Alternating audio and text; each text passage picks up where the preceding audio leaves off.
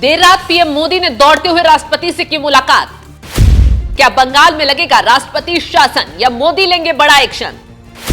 शाह, राजनाथ, नड्डा की बैठक, कुछ बड़ा होने वाला है।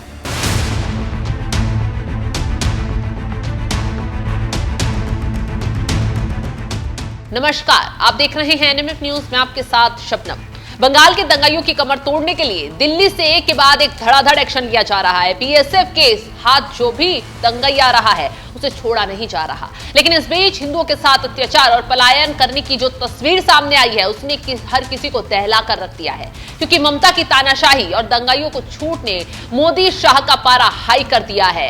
ऐसे में मांग उठने लगी कि बंगाल में राष्ट्रपति शासन लगाया जाए, ममता के हाथों से बंगाल तुरंत छीन लिया जाए, क्योंकि कानून व्यवस्था यहां चरमरा गई है। इस बीच एक बड़ी तस्वीर और एक बड़ी खबर सामने आ गई है जिसने पूरे देश में तहलका मचा दिया है। खबर यह है, देर रात अचानक प्रधानमंत्री मोदी राष्ट्रपति द्रौपदी मुर्मू से मुलाकात करने पहुंच गए हैं। पीएम मोदी ने राष्ट्रपति भवन जाकर राष्ट्रपति से मुलाकात की है। काफी देर तक पीएम मोदी और राष्ट्रपति के बीच बातचीत हुई है।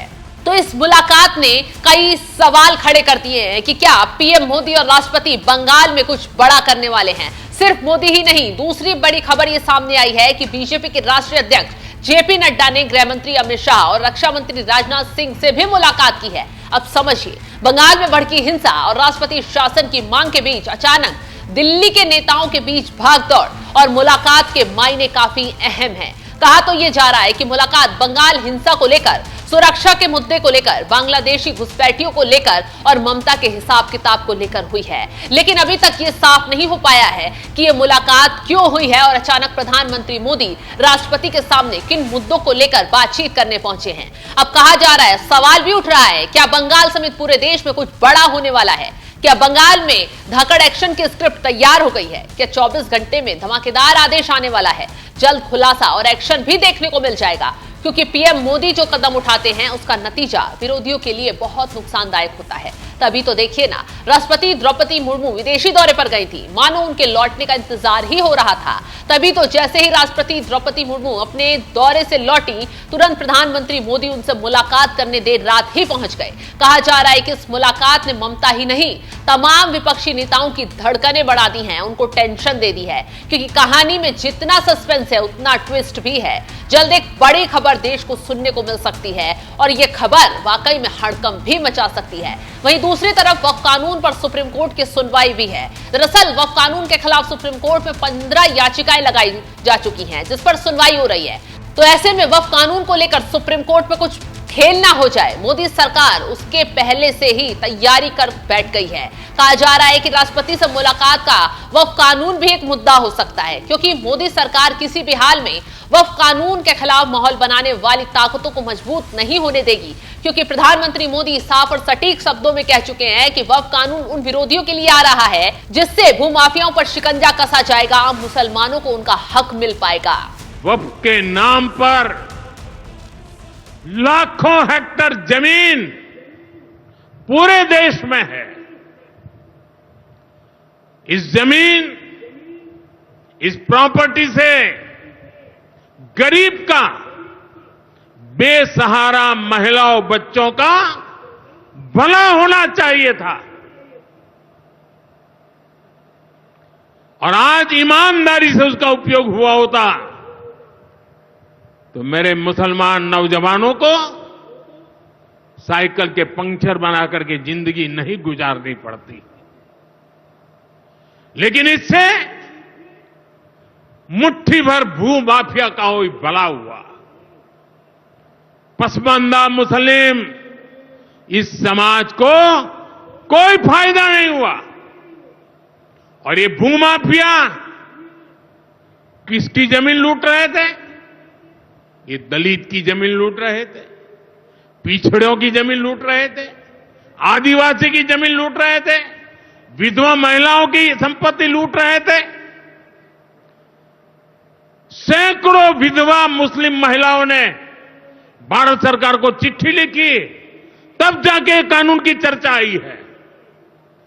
वक्फ कानून में बदलाव के बाद अब ये गरीबों से जो लूटा जा रहा है वो बंद होने वाला है। लेकिन देखिए ना, वक्फ कानून पर विरोधी मौलाना जमकर माहौल बना रहे हैं। अफवाह फैला रहे हैं कि वक्फ कानून आएगा तो मुसलमानों का हक उनसे छिन जाएगा, वक्फ बोर्ड खत्म कर दिया जाएगा, जमीनों को छीना जाएगा। लेकिन कोई सच्चाई नहीं बता रहा कि वक्फ कानून चिल्लाने वाले मौलानाओं पर ही नकेल कसेगा, उन्हीं को सबक सिखाएगा जिन्होंने वक्फ के नाम पर लूट मचाई, वक्फ की संपत्तियों का गलत इस्तेमाल किया। ऐसे ही खुलासे के साथ मोदी सरकार ने सुप्रीम कोर्ट में कैविएट दाखिल किया है, जो विरोधी मौलानाओं के साथ साथ 15 याचिका लगाने वालों को एक झटके में सुप्रीम कोर्ट में होश उड़ा देगा। खैर, अब PM Modi Amit Shah action mode में जुट गए हैं। जल्द बड़े फैसले की खबर सुनने को मिल सकती है और ये खबर देश भर में हड़कंप मचा सकती है, खासकर बंगाल में, क्योंकि बंगाल में राष्ट्रपति शासन की मांग लगातार उठ रही है। जो वहां हालात हैं उसको देखते हुए ऐसे में प्रधानमंत्री मोदी ने राष्ट्रपति से मुलाकात अचानक की है, तो वाकई में क्या कुछ बड़ा होने वाला है? कमेंट कर अपनी राय जरूर बताएं और तमाम खबरों की अपडेट के लिए जुड़े रहें एनएमएफ न्यूज के साथ। नमस्कार। और सबसे बड़ी बात, हमने एक बहुत बड़ा जिम्मेदारीपूर्ण महत्वपूर्ण काम किया है। हमने इस वक्फ कानून में एक और प्रावधान किया है। अब नए कानून के तहत, वक्फ के कानून के तहत, किसी भी आदिवासी की जमीन को हिंदुस्तान के किसी भी कोने में आदिवासी की जमीन को, उसके घर को, उसकी संपत्ति को ये वक्फ बोर्ड हाथ भी नहीं लगा पाएगा। ये आदिवासी के हितों की रक्षा करने का, संविधान की मर्यादाओं का पालन करने का हमने बहुत बड़ा काम किया है। नए प्रावधानों से वक्फ की भी पवित्र भावना का सम्मान होगा।